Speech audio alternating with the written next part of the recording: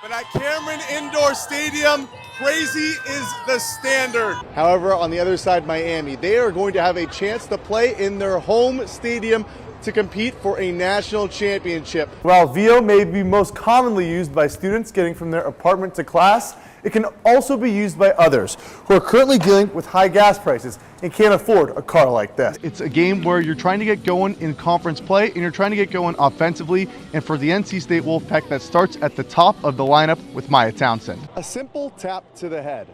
That's a sight that fans at today's D-backs vs. Rockies spring training game saw 6 times.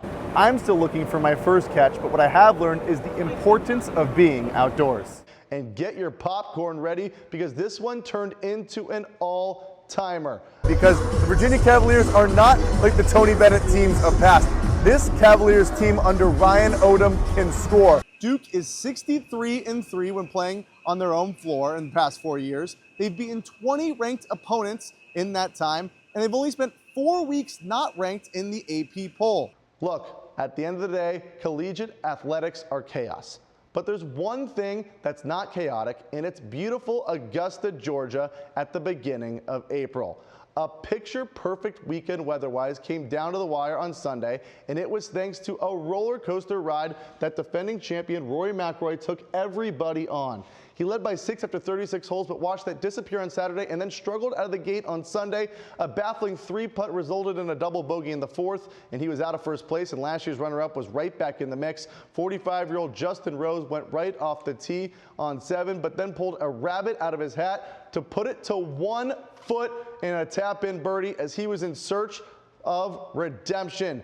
But one guy you can also never count out is the best golfer in the world, Scottie Scheffler. He puts it in for birdie on 16 and would head to the clubhouse with the lead. But Sunday at the end of the day was about stories over stats, as McIlroy would storm all the way back in a much worse spot than Scheffler on the par 3 16th, but it wasn't an issue for him. He reads the green like a charm and puts it within inches.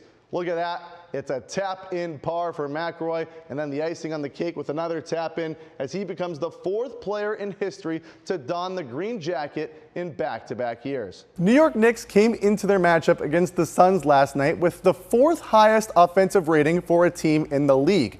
But once again, Phoenix's defense stepped up. Knicks star Jalen Brunson is one of the best scorers in the NBA. And after 86 combined points in his last 2 games here in Phoenix, you knew the ball would be in his hands late. But down the stretch on Friday night, he was stifled by the Suns defense time after time. And with under a minute to go, the Suns stepped up once more. Grayson Allen with the hustle to force the turnover in what ended up being the game-winning play for Phoenix. A complete team effort to get the dub. I thought our whole team just does a good job of the game. We get some good stuff from that. Now, Dylan Brooks celebrating the win last night with a trip to Desert Financial Arena, trying to help the ASU men snap their 4-game losing streak against the Kansas State Wildcats. And a nice play from the Devils early on. Mo Odom gets the layup to go to even the score at 8. And then the ASU defense showed up. Anthony Pig Johnson with the chase down block. ASU was trailing at the break, but I love the hustle from Pig right there. And later in the game, Masamba Diop throws down the alley-oop. The Devils extend their lead to 9. The high-scoring second half would come down to the final possession, but PJ Haggerty misses from half court, and the Devils hold on with an 87-84 win. And Griffin Demaray has more from Tempe. It's been 37 days since the Orange men's team played a lacrosse game in the JMA Wireless Dome, but after 6 road tilts and a 4-2 record away from home, Syracuse was finally back home. And they welcomed the 13th-ranked Georgetown Hoyas to town to renew an age-old Northeast rivalry. In a sweet black-on-white uniform matchup to really showcase that rivalry's true colors as well, Georgetown jumped out to a quick lead, but then Syracuse responded. Greg Elijah Brown takes advantage of the man-up opportunity, evens the score at 3. Then moments later, the Hoyas get hit by the turf monster. Watch out, Finn Thompson picks it up and rockets it home as the Orange jump in front. And that was the theme going into the second quarter. Now it's Joey Spallina time. He just scored 1 goal during the team's trip to Colorado, but he would double that today. As you see his second goal right here, diving effort in front of the net. Syracuse has taken an 8-4 lead. And later in the quarter, some icing on the cake. Michael Leo right in front of the net to cap off a stretch of Syracuse scoring 10 out of 11 goals in the second quarter was the story in this one. The Orange would outscore Georgetown 8-3 in that period and go on to make it 5 wins in a row with an 18-12 dub over the Hoyas. Boom goes Booker! Coming into Sunday night, only 2 teams not named the San Antonio Spurs had taken down the Oklahoma City Thunder. Well, now make that 3 as the Suns defeat the Thunder 108-105 in a thriller here in Phoenix. Games that end up like that, there's so much emotion in the game. You're walking off the court, just kind of piece together play by play exactly what happened. So a lot of joy in that locker room. Just great overall team win.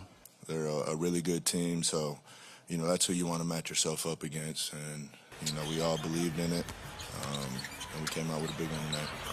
And sometimes that doesn't always mean the superstar has to score every possession. Again, it starts at the top. Like the Book passing you the basketball, like they believe it. They feel that when your best player does that.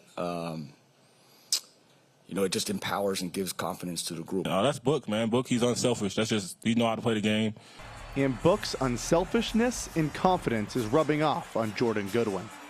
And the last 3 summers, me and my brother and my trainer back home, we've been getting after, especially last year. That's all me and my brother did. 3 times a day, we just got threes up on the movement, catch and shoot. We just seen that ball go in. But when it was all said and done, you want the ball in the hands of the man you pay the most. We know he can score. Like, we made sure that last shot, we got him the ball. We know that's what he does. Does it ever get old, that feeling of having the ball in your hands at the end of the game? I don't know. I never will. Yeah, that's a feeling that, you know, you can't replicate. The schedule doesn't get any easier as the Suns will head to Houston for a matchup tomorrow night. But for now, they can soak up what is to this point the win of the year. Reporting live from Phoenix, Arizona, Augie Walters with Arizona's Family.